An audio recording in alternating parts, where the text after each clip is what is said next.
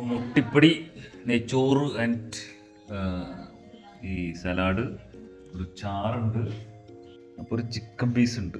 അത്യാവശ്യം കുഴപ്പമില്ലാത്ത ഒരു സൈസുള്ള പീസാണ്.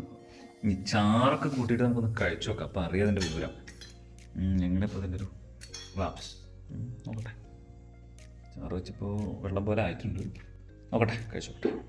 അപ്പോൾ വിശപ്പടക്കാൻ രണ്ടുപേർക്കൊക്കെ, ചെറുതായിട്ട് കഴിക്കുന്ന രണ്ടുപേർക്കൊക്കെ കഴിക്കാം. ചാറ് ഒഴിക്കുക, കഴിക്കുക. ഓക്കെ, 100 രൂപ ബഡ്ജറ്റാണ് ഇതിൻ്റെ ഒരു വലിയ പ്രത്യേകത. കാരണം പല സ്ഥലത്ത് ഒരു ചിക്കൻ കറി മേടിക്കണമെങ്കിൽ ഞാൻ 60 രൂപ മേടിക്കുന്നുണ്ട്. അങ്ങനെയുള്ള സന്ദർഭങ്ങൾ നോക്കുമ്പോൾ ഇതൊരു പ്രോഫിറ്റബിൾ സംഭവമാണ്. സാധാരണക്കാരനെ സംബന്ധിച്ച് ഇന്നിപ്പോൾ ഒരു മിനിമം ബഡ്ജറ്റ് 150 രൂപ എത്തിയിട്ടുണ്ട്. അപ്പോൾ ഈ ഇറച്ചിയൊക്കെ ബന്ധപ്പെട്ടൊരു ഭക്ഷണം കഴിക്കാൻ ഇപ്പോൾ നല്ല ബീഫ് റോസ്റ്റ് മേടിക്കണമെങ്കിൽ 120 രൂപ വേണം. അപ്പോൾ അവിടെയാണ് ഇതിൻ്റെ ഒരു സാധ്യത. ആ ഒരു നിലയ്ക്ക് ഇത്തരം കടകൾ ഭയങ്കര സക്സസ് ആവുന്നതിൽ അത്ഭുതപ്പെടേണ്ടതില്ല. കാരണം 80% ആളുകളും ബഡ്ജറ്റിലാണ് ജീവിക്കുന്നത്. ഓക്കെ, വേറെ റിവ്യൂ നമുക്ക് നോക്കാം. നിനക്ക് പോകാൻ പറ്റേ, സബ്സ്ക്രൈബ് ചെയ്ത് ബെൽ ബട്ടൺ അടിക്കണം.